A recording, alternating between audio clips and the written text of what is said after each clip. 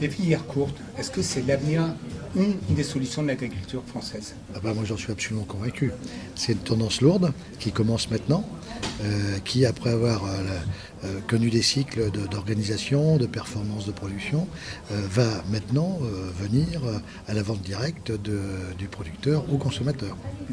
En même temps, ça révolutionne les pratiques. Un jeune agriculteur qui s'installe, a priori, ne se disait pas, voilà, moi-même je vais vendre mes produits. Alors comment on fait pour les aider? Comment on fait pour faciliter ces filières courtes? Justement, c'est que ce que l'on met en place, c'est une facilitation de tous les outils qui entourent la difficulté de se mettre en place. C'est-à-dire que, lorsque l'agriculteur veut s'élancer, il faut d'abord qu'on trouve 4 producteurs différents que l'on met dans une boîte et on leur amène les statuts juridiques, on leur amène l'organisation, on leur amène la comptabilité, le service comptable, on leur amène le système informatique, on leur amène le système de communication, la publicité et tout. C'est-à-dire que lui ne s'occupe que de vendre, mais vient apporter ses produits tous les matins au magasin. C'est tout. Qu'est-ce que ça va représenter demain, les filières courtes? Est-ce qu'on a une idée du poids économique des filières courtes? Tout dépend de la volonté des jeunes agriculteurs à s'investir pour aller vers. Mais je prends toujours un exemple qui est pas très loin d'ici, qui est le muscadet. Le vin du muscadet, c'était des producteurs de raisins avant tout qui donnaient leurs raisins à des négociants. Et aujourd'hui, ça n'existe plus.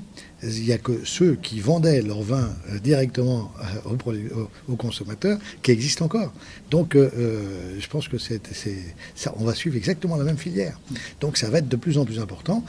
Bon, si on crée les possibilités, on facilite les choses pour les agriculteurs pour aller vers la vente directe. Tout le défi est là, c'est leur donner les outils pour leur permettre de se lancer. Absolument. Absolument, sans aucun problème. En plus de ça, ils travaillent sans besoin de financement, parce qu'il n'y a pas besoin de financement. C'est un tout petit capital, il n'y a aucun risque. Ils travaillent en commun parce qu'ils ne sont pas seuls. On mutualise un peu de tous les coûts, les coûts parallèles qui sont des sacs, des besoins qu'il peut y avoir. On mutualise tout ça. Donc ils n'ont aucun risque sinon d'y aller.